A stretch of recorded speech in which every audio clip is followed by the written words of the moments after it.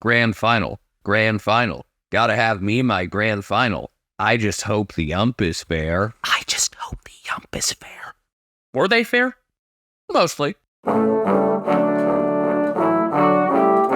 Ethan and Benjamin Castle are Americans. Watching the footy.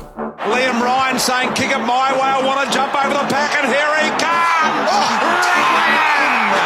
This is Buddy Franklin! This is the greatest showman! Got the handball off to Myers. Myers looking for the lead of Stengel. Gee, they're good. Gee, they're sharp. Razzle dazzle Rioli. Oh, who else? McDonald! From inside the centre square. Boys kick the goal. Boys kick the goal. From inside the centre. Fat. Oh, they can't believe that.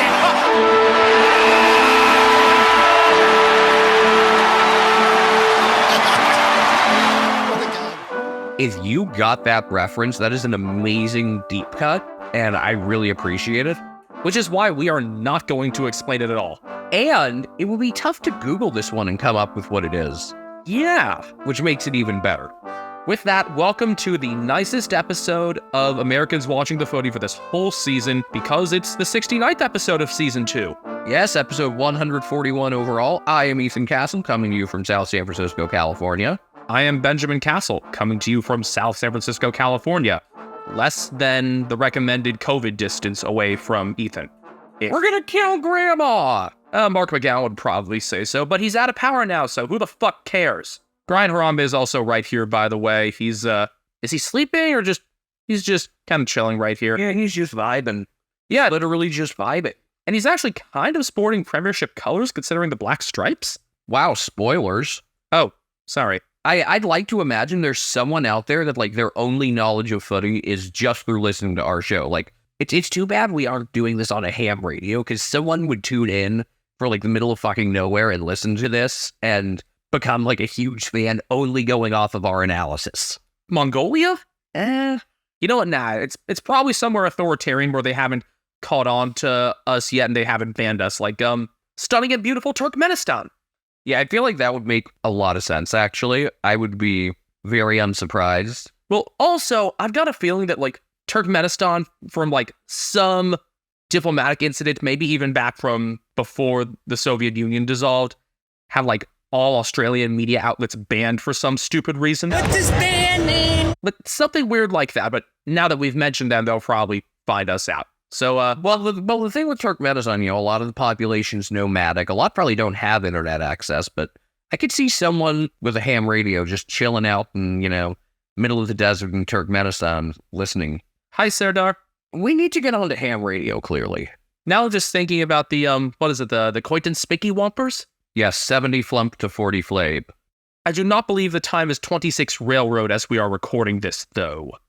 So, Friday night, yeah, we went to the watch party in San Francisco. Yeah, the Golden Gate Australian Football Club, the Roos and Iron Maidens. They're heading off to Nationals in Florida in a couple weeks' time, but great atmosphere again, few hundred there, sold out watch party at one of the bars over there downtown in San Francisco, Buzzworks. And actually, one of our followers was there, so it was nice to meet Cameron, a Brisbane Lions fan.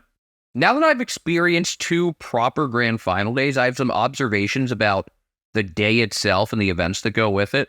You know, I still would totally be down with it being a nighttime thing, but having, like, the parade and up there Kazali in the sunshine is pretty cool. And I think it's cool just, like, if you luck out on the weather, which most of the time they've had pretty good weather. And it was particularly hot for this one. I think it was the 4th hottest grand final on record or something like that. It was around 84 degrees Fahrenheit. But yeah, having everyone in the sun, you know, it kind of signals the end of winter. So I'm down with that. Again, scheduling-wise, selfishly, I wouldn't mind it being later. I think it would be tougher then, though, especially here in the United States, to have, like, real great watch parties for it, though. I mean, the game's starting at 9:30 our time. Perfect for a bar crowd. That is true. Something particularly to appreciate for us here in the Pacific time zone. I might have mentioned before how much I like having the big concert pregame instead of at halftime. I mean, it seems obvious if you're putting the game first, well, not literally obviously, but kind of prioritizing the game over the other entertainment aspects. You don't disrupt the flow of the game with a big halftime show that takes way too long to get set up and torn down. The Super Bowl halftime show extends the actual halftime by it kind of triples it, I would say. Maybe goes toward quadrupling. I think about triple because normal NFL halftime is 12 minutes. So, for the biggest game of the year, they triple it. Yeah. I guess this time we hope to see Ush Bucks falling from the ceiling because it's going to be Usher. That would be fantastic. But yeah, the grand final pregame entertainment instead of halftime being so big is great. Seems like halftime, they just keep it to a local act. I don't think it went over nearly as well this year. Not the sort of music you'd expect for the event. Maybe not someone who was really able to play a big stage like that. I think Kiss did fine, though. Yeah, it would be hard to top what Robbie Williams did last year, and it was a little more obvious that they were lip-syncing, but it seemed like, at the same time, though, for most of those shows, it's just the lead vocals that are actually live. I think that's what the case is for the Super Bowl, and just some acts sell it better than others. It wasn't, ridiculously obvious for Kiss, their guitars were properly plugged in, unlike the Red Hot Chili Peppers when they appeared with Bruno Mars at the Super Bowl. But yeah, the general consensus was giving this, 8 out of 10, which I think that's about what I'd give it. I've noticed over the last decade, the list of pregame acts has gotten really impressive, which it used to be just, someone who was big in Australia, and lately it's been much more of a worldwide act, which I think is really cool and a great way of selling the game. If the league actually takes advantage of that, which, they are great on, but now that you have an American-raised premiership player for the first time, they've got to take advantage of that avenue, right? They should. So here's the thing. Speaking of selling the game, footy was actually discussed on a baseball podcast that I listened to, Baseball Barbacast. Their producer is Australian. He's a Carlton fan. He was talking about the win over Melbourne a couple weeks ago, because that had happened 90 minutes before they had to record or something. The hosts, who are American, made a good point. Australia has this crazy game that they did a really crappy job of exporting because the rest of the world really doesn't know shit about it. I hope to help export the game better, and hopefully having bigger and bigger performers can also do that. Or just have Scottie Pippen, who was also at the NRL Grand Final. Yeah, Scottie Pippen and Luke Longley were both at the AFL Grand Final.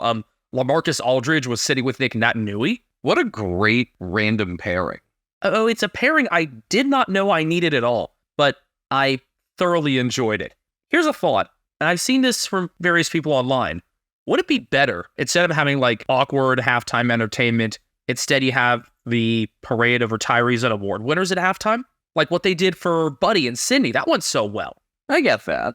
Also you'll have much closer to a full house for it.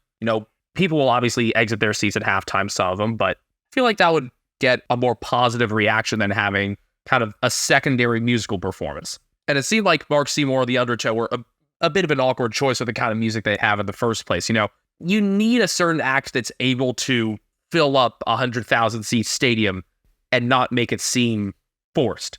It didn't seem forced with Kiss. It didn't seem forced with Robbie Williams last year. There's definitely a level of stage presence that you need to have that I think a band like Kiss definitely has. Oh, and the other difference is, you need to be able to fill it in that short time slot. What I've said about Coldplay before, considering they did the Super Bowl 50 halftime show here in the Bay Area, and being the Coldplay fan that I am, give them 2 hours, they'll put on a great show every time. Give them 12 minutes, it's not really enough for them to build things up. So you need to strike a good balance between hits, stage presence, and somebody who will just kind of punch the viewers in the face right away. I want to talk a little bit more about another musical thing, though. I want to talk more about Up There Kazali. You mentioned it briefly, but just I love it, and a bunch of us in the bar were singing along to it as well, which was awesome. Pretty good split, by the way, between American and Australian natives. Yeah, it was a fun mix, but my whole thing here is that it's such a fun, unique tradition to have, this iconic song that's a national cultural artifact that's sung every year before the game. And that it's still the original guy doing it, too. Yeah. But I was thinking, we don't really have an American equivalent of that, except for, for any sport. Yeah, the closest I could think of, I wouldn't say the seventh inning stretch and Take Me Out to the Ball Game, because that's every game, not just one. The best thing I could come up with is One Shining Moment for March Madness. So at the end of the NCAA tournament, after the championship, after all the ceremonies and stuff. This is like leading into the official post-game coverage when they cut away from like the main broadcast group. They added with a montage every year to Luther Vandross's One Shining Moment. They've had a couple of other covers of it sometimes, but I like that usually they go back to the original. Which kind of reminds me of like the New Year's Eve thing with Imagine, which is just such an overplayed song. But there are others that are more overplayed. My take on New Year's Eve, by the way, instead of Imagine, I listen to a song that starts pretty much the same way, Don't Look Back in Anger by Oasis. Well, that's a good one. It's way better. But like, what's the idea for your equivalent? So I was thinking like the Super Bowl should have its own version. And at first I thought Mr. Touchdown USA. But the thing with Mr. Touchdown USA is it's only like 6 lines. So even if you sang it twice and had like a big solo in the middle, it's like a 90-second to 2-minute thing top. It also feels more like a college song as well. So I'm not sure how well it would fit on the pro stage. I mean, there are only 2 NFL teams that actually have marching bands anymore. Actually, they're pretty close to each other, the Ravens and the Commanders. Football team. They're still football team to me, god damn it. So I thought about this for a while, and I think I came up with the solution. Are you familiar with a rapper by the name of Bone Crusher? Vaguely. What is the track I should remember? Have you ever heard of a track called Never Scared? Don't think this is gonna work. Well, on Madden 2004, Never Scared is on the soundtrack, but it's got football lyrics instead of the typical ones. I do not remember this at all. Let me find, we'll include a link to it even in the description. Yeah, found a few different versions of it on YouTube. If you just look up Never Scared Madden Remix, you can find it. And it's got famous lines like, "We made the field goal, everybody get hype." And I think that this would just be the absolute perfect song. And it would be really funny if, you know how like Mike Brady's what, like 80 or so? Just looked it up, 75. I would love to see Bone Crusher, who's at the time of recording 52. I'd love to see him do that at age 75. I did not remember this Madden remix at all. Did they like play it before the Super Bowl in those games or? No, it was just on the soundtrack. Okay. And I think it would be the absolute perfect song for this. So I am going to ride this really hard. Giggity. Giggity. And yeah, everyone needs to know the existence of this song. I think every high school team should blast it. I would really love it if this caught on. So that's my big pregame festivity take. My biggest thing is, use those acts for promotion of the game to wherever they're from, especially to an American audience. And also just move the parade to halftime, I think. Nah, I'm fine with it being pregame. Just have nothing at halftime then? Or do you have the sprint at halftime then? That's an idea. Congratulations, Max Holmes winning by 6 meters. I like that they were all wearing like Santa pants. It looked like they were wearing like Kohl's sweatpants or something because Kohl's went back to sponsoring it. Thank goodness they didn't do like the weird arc like last year because Colgate sponsored it. Even though they should have had to brush their teeth while doing it. Even though Hugo won it last year, I think. Didn't Hugo win it? Yes. So I've been happy with the winner the last couple of years. Fuck, how did Ned Moyle do this time? I have no idea other than who won. We need like full results. Let me just take a look at this quickly. I've got it here.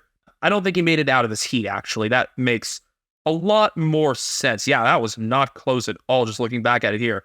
He was celebrating probably 5-6 meters before the line. Second was Jackson Pryor from Brisbane. And hard to tell who got third from where the camera was on this one. But yeah, congrats, Holmes. Running amok on a day where Collingwood's playing a big game again. I want to talk about one other pregame thing. Just, first off, I love the tradition of the team going all to take the photo right after they run out. It also isn't super disruptive. Yeah, I think it's cool. It's like a very quick thing where you kind of like, if you're playing, it's, you come out, you're all hyped, and you have this moment like, oh yeah, this is different. This isn't what we normally do before a game. And it doesn't interrupt things for too long. So I'm down with that. I'm also down with how Collingwood were just so relaxed, and they were just, I think they were actually watching, they had the concert on TV in their rooms. Yeah, I thought once I saw that, like, oh fuck, they're going to win this by 90. Well, there was another thing that should have cued us into the inevitability of them winning, but we didn't know about that until the post-game presentation. Craig McRae got busy 9 months ago. Yeah, and fittingly, the kid's name is Maggie. She was born at 7:45 a.m., and something like, 10 hours later, he was lifting the cup? Was he in the hospital for it? He must have been. At that hour, I think. You don't miss that. Yeah, at that hour, that would make sense. And also, I think he pulled off the greatest flex of all the next day when he attended the Brisbane Lions 20th anniversary of their 2003 flag. Like, hi, I just beat your side. Let's celebrate something from all those years ago. I like it. I think it's fun. And again, we talked last time about, how many players from that game, both of the 02 and 03 grand finals, went on to have notable post-footy careers, whether it's coaching or media. There's another insane thing out of that. But yeah, I thought Collingwood were going to win this game by a lot. Just looking at, seeing like they were just chilling watching the concert. They seemed like this great mix of loose and confident, whereas Brisbane, they didn't look scared. They just looked like what you'd normally expect of a team in a game in this situation. Whereas like sometimes there are teams where you can tell just reading their faces like, oh, they are not ready for this. They are about to get fucked. That was not the situation at all here, but like the level of confidence that Collingwood came out with, I thought they were just going to run them over. And I'm glad that we got such a good game. Again, not the outcome I wanted. There are a lot of things to be happy about still. Again, Mason, even though it wasn't his best game, missed a couple shots that you'd expect him to hit with between just not following through on a set shot and then another close range opportunity. But he did his part against Big O. America House played its part. Yes, after both of these last couple wins for Collingwood, I echoed Phineas Nigelis Black from the end of Deathly Hallows, or his portrait anyway, by posting, "And let it be noted that America House played its part. Let our contribution not be forgotten." Really disappointed they didn't include that in the movie. Well, they didn't even go to the headmaster's office at the end of Deathly Hallows, right? They for part 2, they just kind of made their own ending on a bridge, I think, from what I remember. Yeah, that would have been a fun one to see, especially because the other thing I remember is another headmaster's portrait waving his ear trumpet. I think it was Dexter Fortescue. Anyway, the things that I liked about this, one, it was a close game. I mean, the closest since the 2010 draw. Reminder of the final scoreline, Collingwood 12-18-90, defeating the Brisbane Lions 13-8-86. The closest final with a winner since 2006, the one-pointer there. 2, obviously happy for Mason, but also Bobby Hill, who won the Norm Smith. Surprising that he did it unanimously, even with Collingwood winning. I love it. They actually got the right guy. No, I mean, they've got the right guy a decent amount recently. I'd say you could split hairs between Isaac Smith and Patrick Dangerfield last year. Petrarca was the clear one in 21. Dusty was obvious in 2020. But for them to get it right when there was like a decent group that could get votes, I'm very happy with. My ballot would have gone Hill 3, Kadeen Coleman 2, Tom Mitchell 1. So in other words, Jude Bolton's ballot? Yep.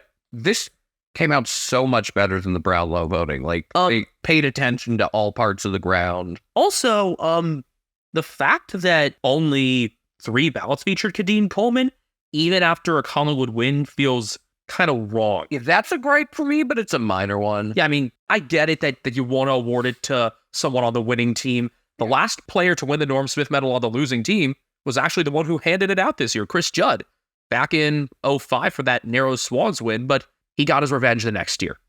Other guy who didn't get any votes that I think deserves some credit, because Nick Dacos, Scott Pendlebury, and Jack Crisp also received votes. Guy that I think deserves a bit of an honorable mention is Hugh McCluggage. We said in our grand final preview that had the Lions won, we would have expected McCluggage to be the Norm Smith medalist.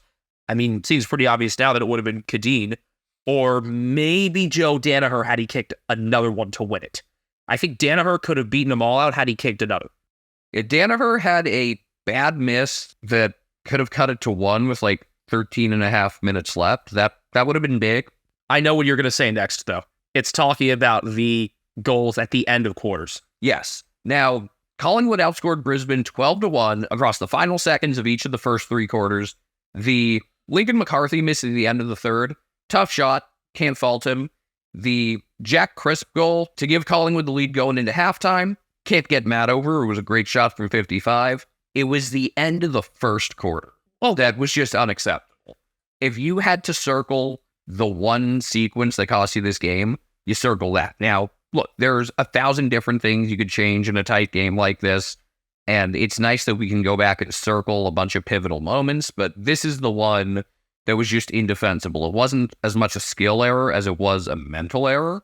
We weren't the only ones there at the bar saying that Brisbane should just shut it down for these final minutes of the first quarter. Not even the final. Really the final, 50 seconds or so, or however long it was. It wasn't even that. It felt like a lot less, where they were just... Well, you had an open man on the wing. They had a chance to get out. Then Collingwood had a rebound. So that was really that first opportunity. It was after the Rayner intercept mark with about 34 seconds left going back and looking at it. Why do you kick to the corridor there? Stupid. I get that you're an aggressive team and you like your chances at getting a quick counter most of the time, but in a quarter where the ball had lived in Collingwood's forward half for so much of the time, you'd be pretty lucky to be going into a quarter time down 4. Instead, he bit off more than he could chew, and Isaac Quinter set up Jordan De Goey. And if there are any two people that you don't want kicking bombs in any setting for Collingwood, it would probably be De Goey and Crisp, with Myercheck maybe being third. I don't know, something like that. I mean, we've seen De Goey do it. We've seen De Goey and Crisp do it before. Difference is they actually won this game. I believe we had 10 lead changes, including 4 in the second quarter and 2 in the fourth. Was it quite your typical 1-goal game? Not entirely, because Collingwood scored the back-to-back goals in 45 seconds with the dumb Jared Barry 50. And he, I believe, conceded both of Brisbane's 50s for the game. And I can't be mad about either call. However, the 50 that was given to Oleg Markov, even Brisbane fans will admit, yeah, that was horseshit. Yeah. And Brisbane could have easily given up another 50, leading up to the goal of the finals from Zach Bailey when he got around Nathan Murphy before snapping. Bailey smothered Mason Cox on a free kick, and I thought that he was far too close to act on that, and that should have been 50. Seems like people are pretty divided on that one. On the deserve to win meter, I would say, Collingwood, 85%? I don't know if I'd go that high, but after looking that they won inside 50s, 57 to 43, I would say, I don't know, in the 60, 70% range, I guess. Also looking at the scoring shots, I guess. Yeah, and the fact that for a lot of the first quarter, they were really dominant and couldn't put it up on the scoreboard, and that's one of the reasons the Lions were never really out of it. They could have gotten buried early, or they could have at least been down a few goals. But my other thing was that it's been this way for a lot of the year. Brisbane had the better players. Collingwood had the better team. And the way they closed out the first 3 quarters was such a great sign of that. They were so well prepared for every conceivable situation. And it was also their play style that ended up being the dominant one in the game. Really keeping the numbers in the corridor, forcing Brisbane outside, forcing them to be slower than they'd like, and also hardly allowing any marks inside 50. And that was even with Nathan Murphy going out concussed. We found out after the game, Murphy had actually ruled himself out. It takes a lot of self-awareness to do that in a game of that magnitude. He couldn't clearly see Craig McRae at the quarter-time huddle. That was what did it for him. And that obviously forced a lot of defensive changes for them. Darcy Moore ended up having much more of a one-on-one job on Joe Danaher. Still managed to do well there. When that matchup, was the way they wanted to be. Because I noticed a couple times when Danaher managed to get free was on different opponents. I think one of the times was on Hoskin Elliott, of all people. Yeah, that seemed like a bad matchup. Speaking of bad matchups, I still think not having Jack Payne in was a big mistake. Ryan Lester has been used a lot for kind of overlap, or for long overlap kicks, which is an interesting role. But really, between Lester and Brandon Starcevich, the two of them ended up kind of splitting time between Jamie Elliott and Bobby Hill. Yeah, that didn't work. You know who should have been on Hill the entire game because he did well on him later? Brandon Starcevich. I don't know. Hill won enough on him early on. Starcevich was the one over whom he took the mark of the finals. Yes. Let me just. We have an obvious goal of the round, mark of the round, and I think for the entire final series, not just because it was in the grand final, but we'll wrap that all up as we kind of do the housekeeping stuff at the end. Housekeeping. Go away. I come in anyway? No, go away. I come in anyway. Okay, I think now would be a good time for us to take our break, yeah? I feel like we're probably roughly around a halfway point. If not, I think we might be more than halfway. All right, yeah, let's break and Be back in a second, I guess. I don't know. We'll see if the ad roll goes properly. You know, Benjamin, 78% of our listeners are between 18 and 35 years old, so they probably want to start a podcast like we did. How do you know that number, Ethan?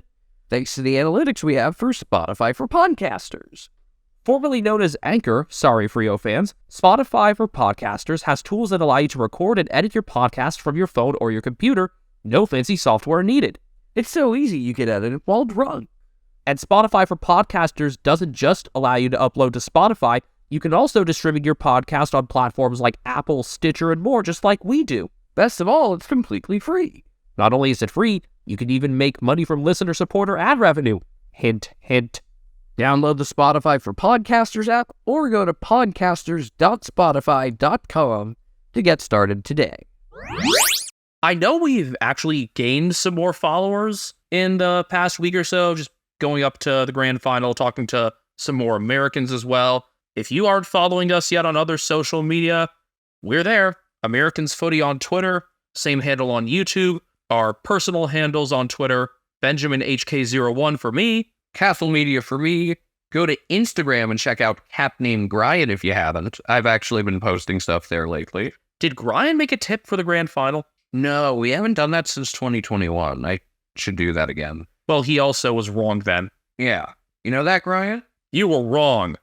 I don't think he's even listening. He's just sleeping. So just kind of picking up with the grand final discussion here.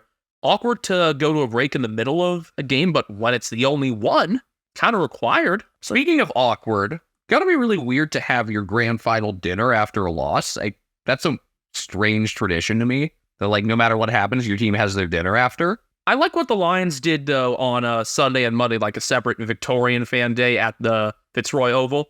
Yeah. And then at their headquarters for Monday. I think that's right. Also, having a fan day, like, win or lose is interesting, because, like, the American equivalent is just, both teams, they have plans for, like, a parade or something, but you never... the teams that lose, maybe people welcome to the airport if they, like, had a really great year exceeding expectations. Yeah, it seems like something that does happen in Australia, though, a fan day, regardless of result. Don't know if the Broncos did it as well. Yeah, not a great weekend for football across multiple codes in Brisbane and Queensland in general, because I think also the Titans lost the NRLW Grand Final to the Jets. Amazing that we were treated to such great grand finals in both the AFL and NRL, by the way. I was not able to watch the NRL Grand Final live, but I believe we have it recorded, so I will actually go back and watch. Yeah, again, I also am still, like, a few episodes behind on Bounce that I'm going to catch up on. Yeah, I mean, we got a bit of time for that now. I'd say that my football code preference goes Australian rules, American, rugby union, soccer, rugby league. I don't know, it gets fuzzy after the first couple, but I've been really enjoying the Rugby World Cup from France. I know you guys love league, but union is way better, I'm sorry, just, like, as an overall type of game. I also got to see some pretty high-level rugby in college as well, which would probably influenced my taste toward union. But regardless, just great grand final week in Australia, and I envy the few people that managed to be at both of those, like apparently Scottie Pippen. Yeah, I kind of love that.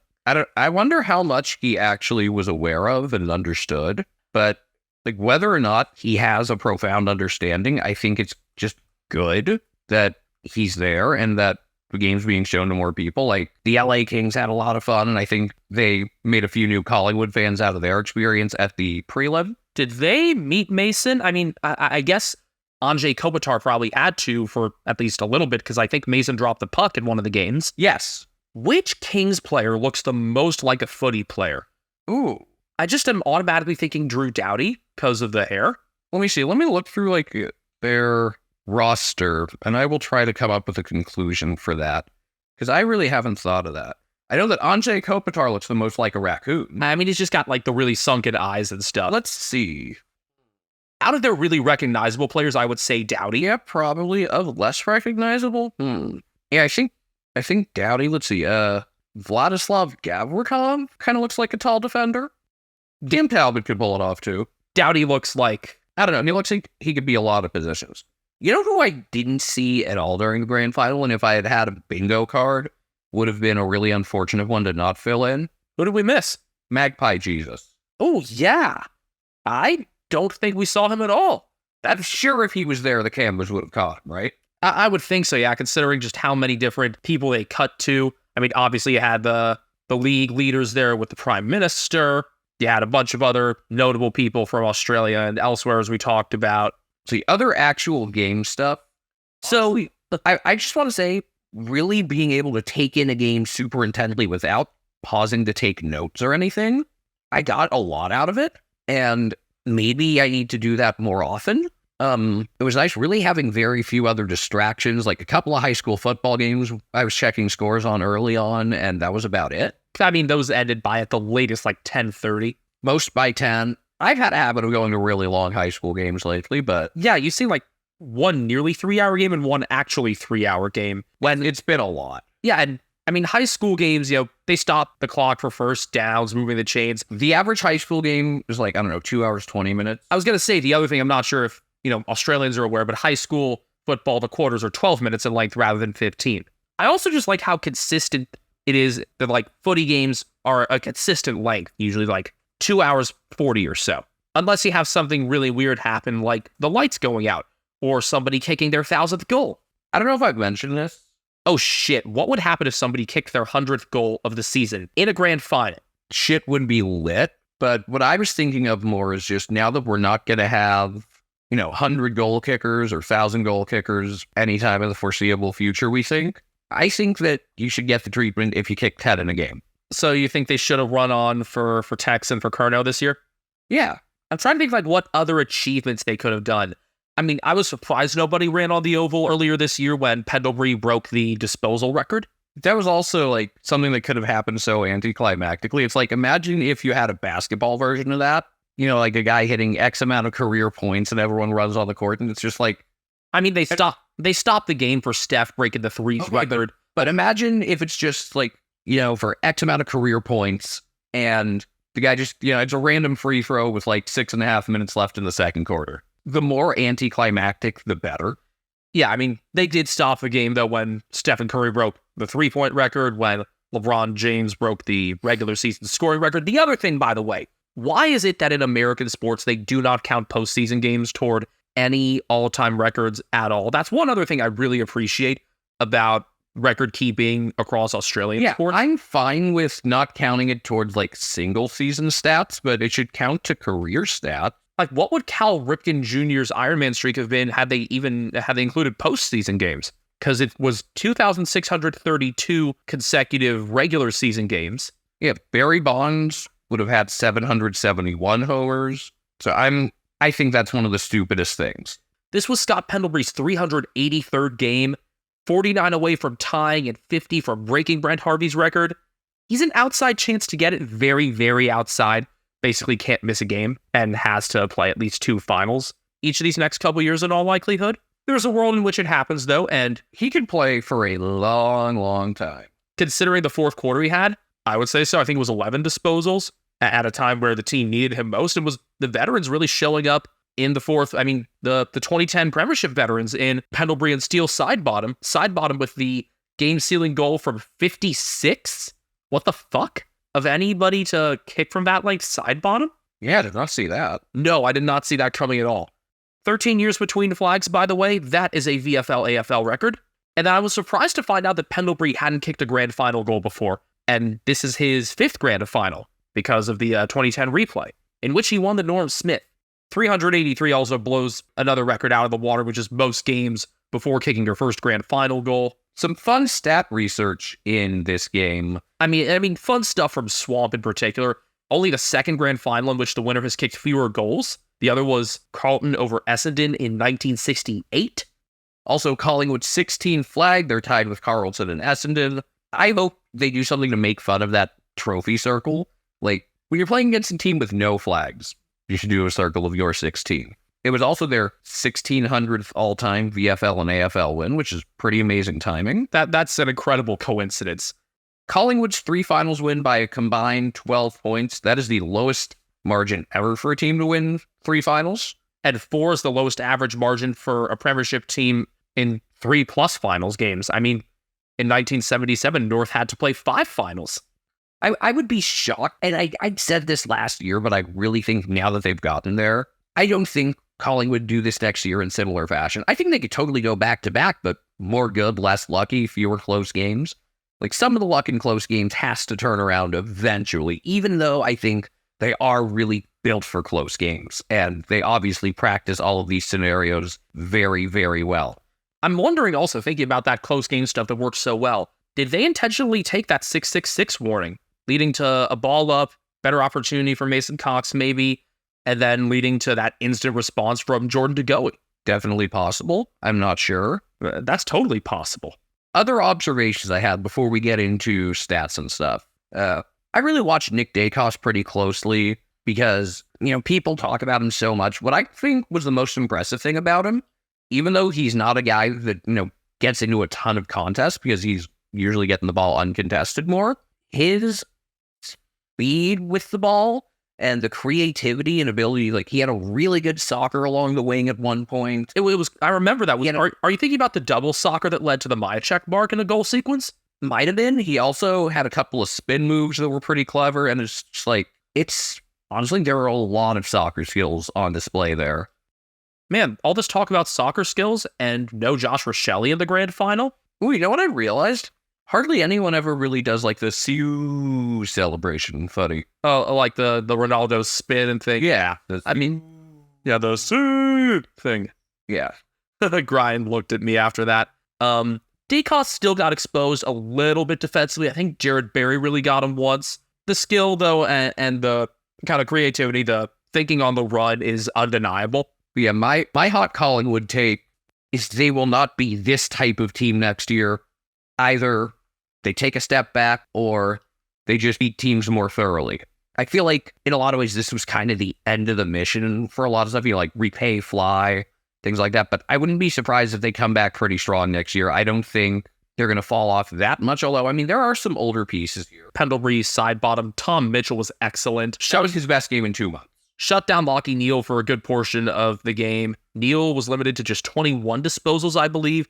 Mitchell kept him to 3 in the first quarter and was the pressure leader all game for Collingwood. By the way, Graham Wright, their general manager, totally, I wouldn't say vindicated, but just kind of, he was proven very right with his trade acquisitions. Oh, yeah. Bobby Hill winning the Norm Smith, Tom Mitchell getting votes and probably should have polled higher. And the last guy on the list, Oleg Markov, also being a premiership player. I love that for Mad Monday, he wore his, one-day worn Carlton training gear. Yes, that was excellent. That said, this Mad Monday, nowhere near as good as Geelong's last year. Mason Cox finding a dinosaur suit that fit? That's impressive, but I still think he could have done something better. I don't know what. Could have done something really dirty with his last name. He probably thought about that. I bet we'll get insight on his next episode. Yes, I'm hoping that they do a live from Mad Monday episode of the Mason Cox Show. Doubt it. We haven't really eulogized Brisbane Lions in this. I guess we can kind of do that. Yeah, let's eulogize both these teams. Yeah. This, by the way, the only time the Lions have put up a better performance at the G in the last 3 seasons was the final they actually won there last year. I thought they played a really solid game. They just facing a team that will exploit even the smallest mistakes and doing things like the way they ended the first quarter. That's just not going to work. Actually, before we eulogize these teams, let's just run through the stat leaders for this game. Never did that. Oh, yeah. Let's, So, Nick Dacos, game high, 29 disposals. Jack Crisp, 2 goals, 1 behind, 25 disposals, 7 marks. Jeremy Howe, 24 disposals, 9 marks, 591 meters. How amazing is it, considering how his season began, that he's there as a premiership player at the end of it? There was thought that he might have ended up just retiring after that injury, and apparently he played through this with 3 broken ribs, so there's that as well.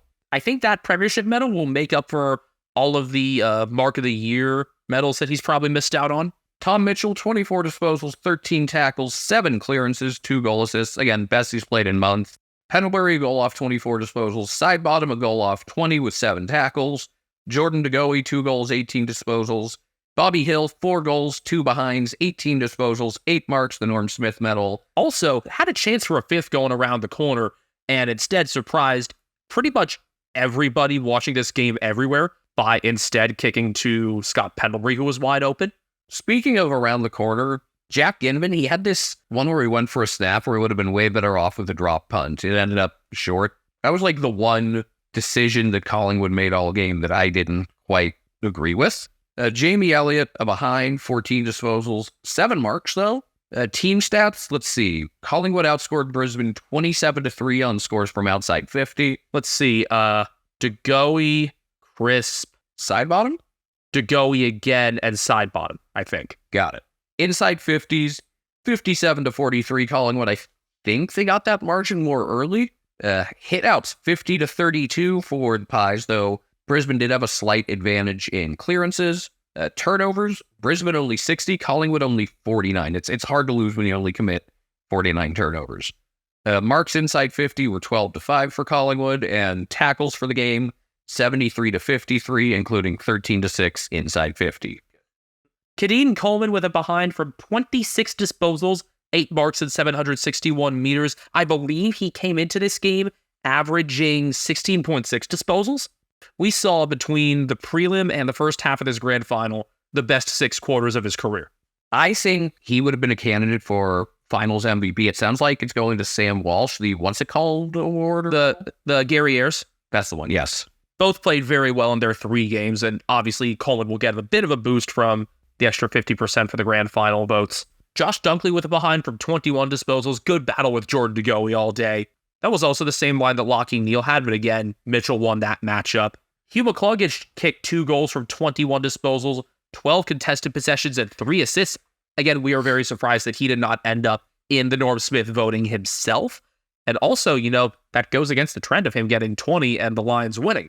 So there's that. Harris Andrews, 16 disposals, 9 marks, and 8 intercepts. Worked out a lot of that late. Billy Frampton had basically a neutralizing role on him. Frampton with very minimal touches, but limited Andrews enough that it impacted the result.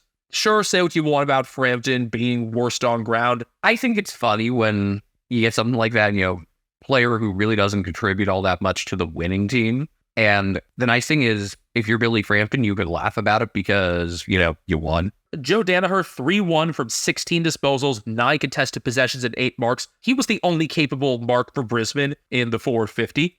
Oscar McInerney, 28 hitouts, 13 disposals, and 10 clearances. I'm surprised that we didn't see a ruckman goal on either side from this game. I did not realize he had 10 clearances. I know he had a few hitouts to advantage, but he tends to get a decent amount of clearances for a ruck. I mean, it's really been him and Kieran Bricks this season who have gotten the most on their own. So that doesn't really surprise me. So I guess now, we should go into this sort of Brisbane Lions eulogy here. Finally made the grand final for the first time under Chris Fagan. He's the oldest head coach in grand final history, was, I think, 62, which compared to coaches in other sports is really not that old. I mean, how old's Nick Saban? He's cracked 70 now. Yeah, he's turns 72 on Halloween. Bill Belichick is 71. But I had the Lions winning the flag over the D's this year. They ended up, despite their struggles away from the GABA, especially at the G, having a damn good year. Or did I have him over the Swans? I think I had him over the D's, and then I don't know. Either way, I definitely had Brisbane winning. I think I did too.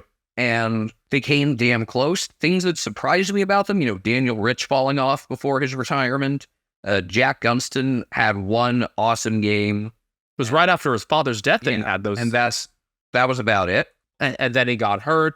Jack Payne emerging as this great one-on-one defender and then not making it back in for the grand final. Yes, Collingwood don't have as much of a sort of tall threat in the forward line. It still surprises me. And especially with how some of those one-on-ones turn out, I will continue to question it. Payne still got a lot of time ahead of him. He's still just 23.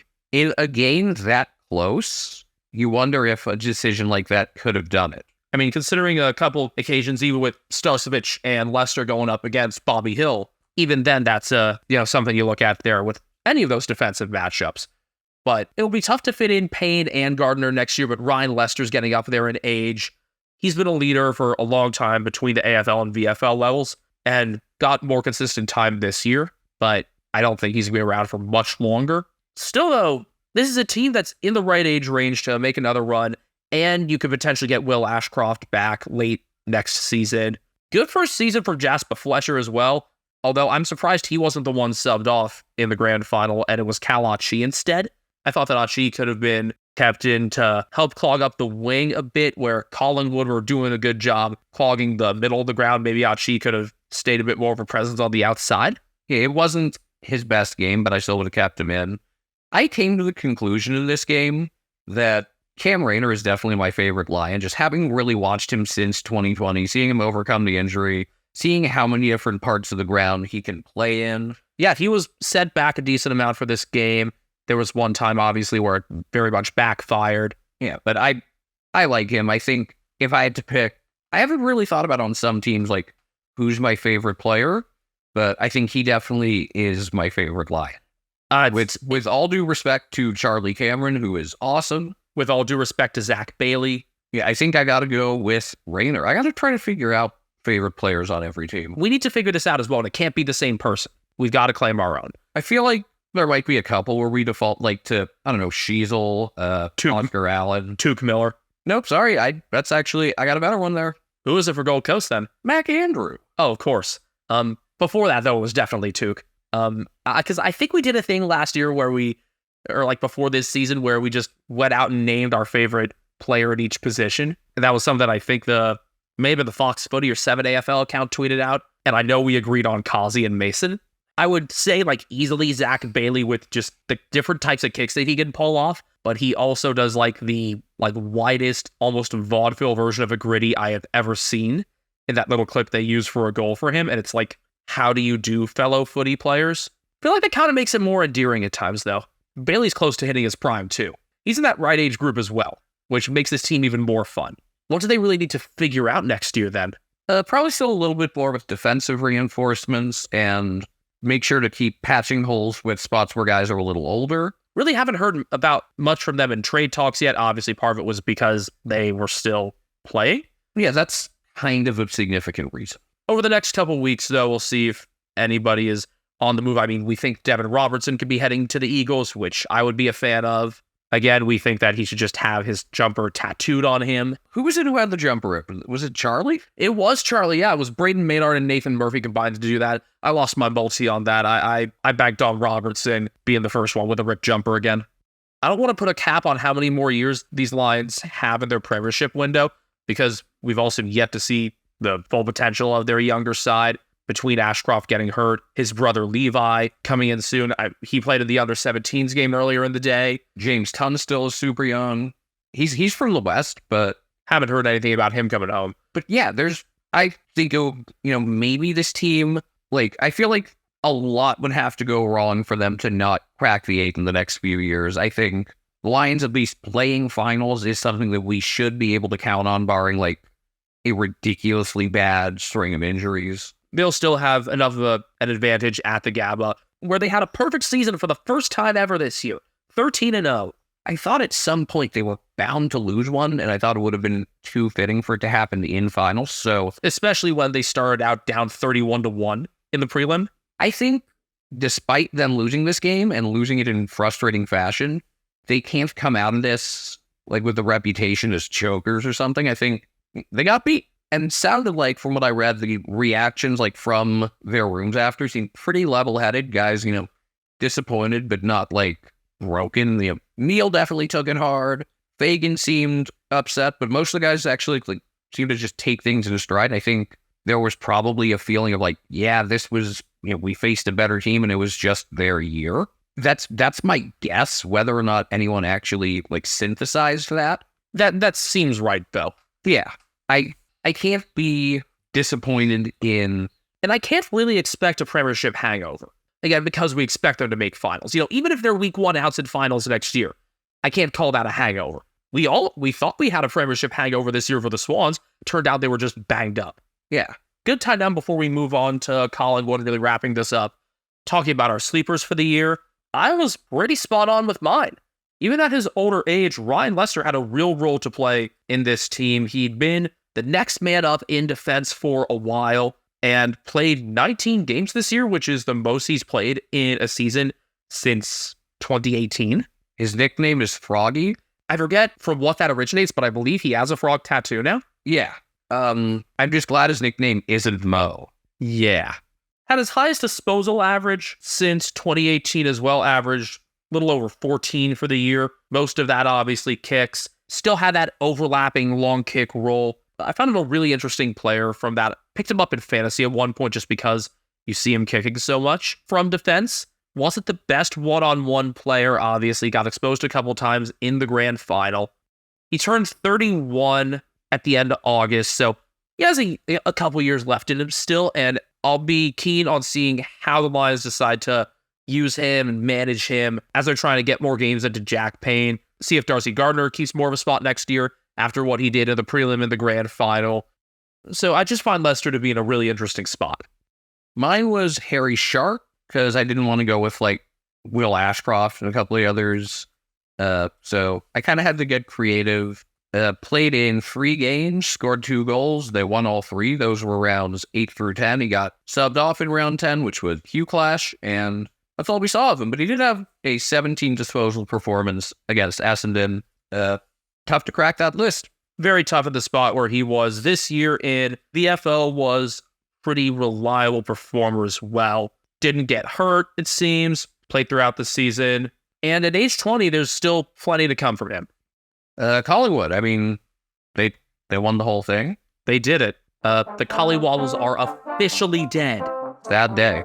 I wanted to experience it properly. Well, now that they've actually won one in September, we can officially say it's dead because that hadn't happened since 58. I think it was the Kick to Kick podcast, and they like tweeted out their explanation of it and like saying like they made a deal with the Devil to win in 58, and then the Devil said, once your year as premiers is up, because it's the 63rd year of the VFL, you won't be successful in September again for another 63.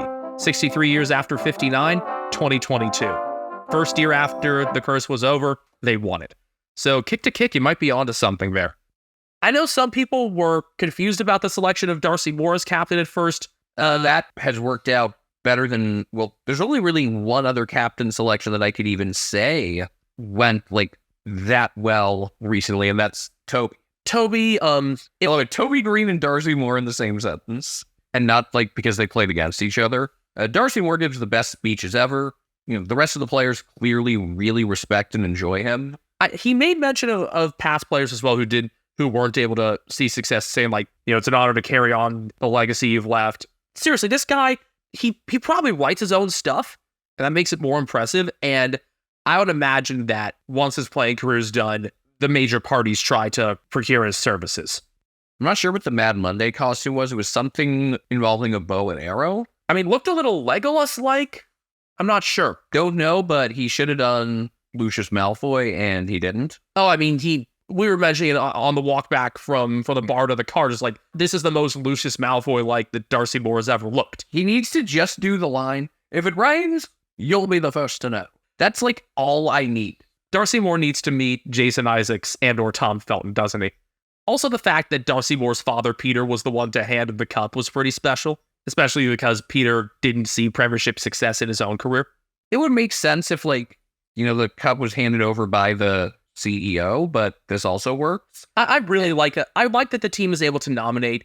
Had it not been Darcy Moore as captain, you know, there were a couple other options there, like Nick Maxwell, their previous premiership captain, or Simon Preston-Giacomo, who ruled himself out of that grand final replay.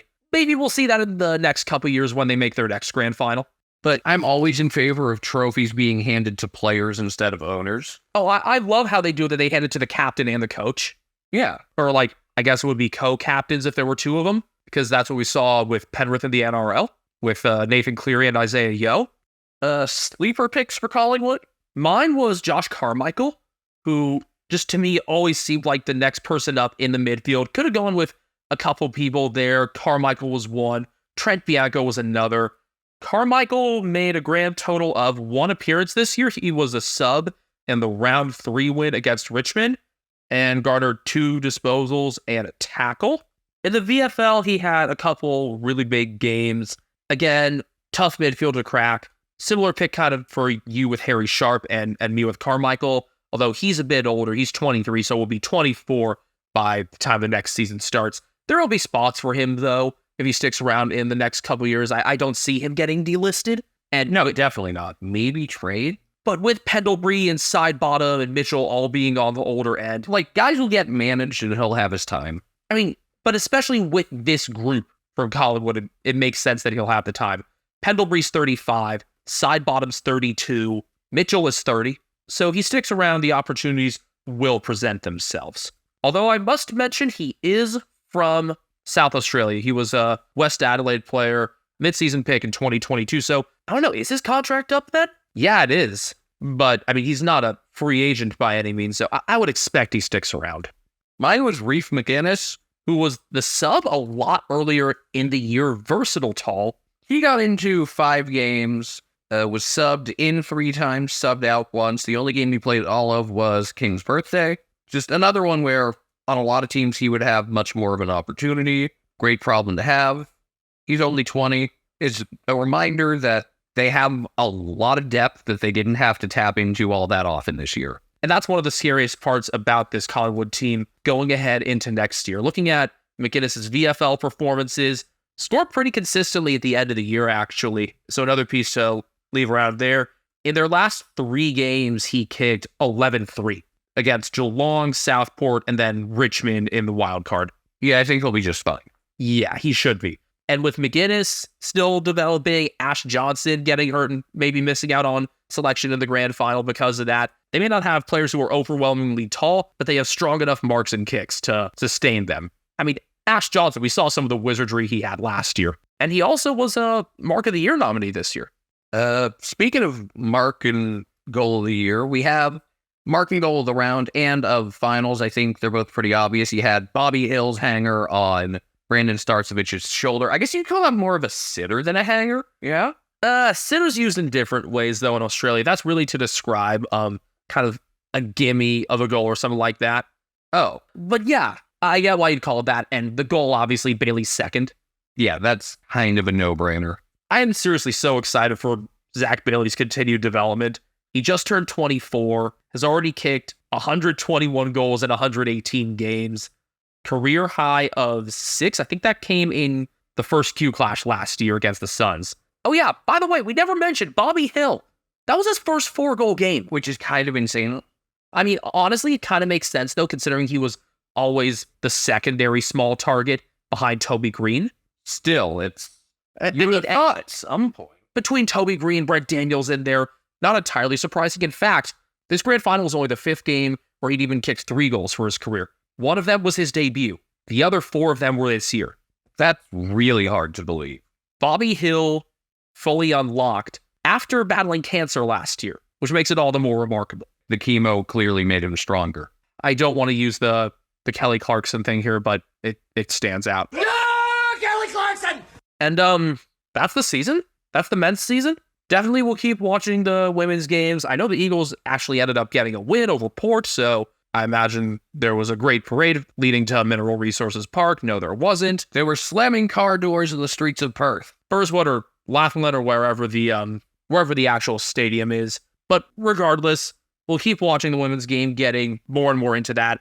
Also for American audiences, it is a really nice way to get more acclimated to the game. Happens at a bit of a slower pace, field a bit less congested.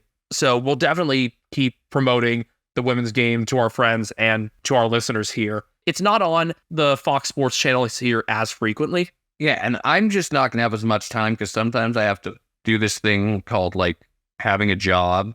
Yeah, and with the writing stuff he has, it usually takes up his later nights. Yeah.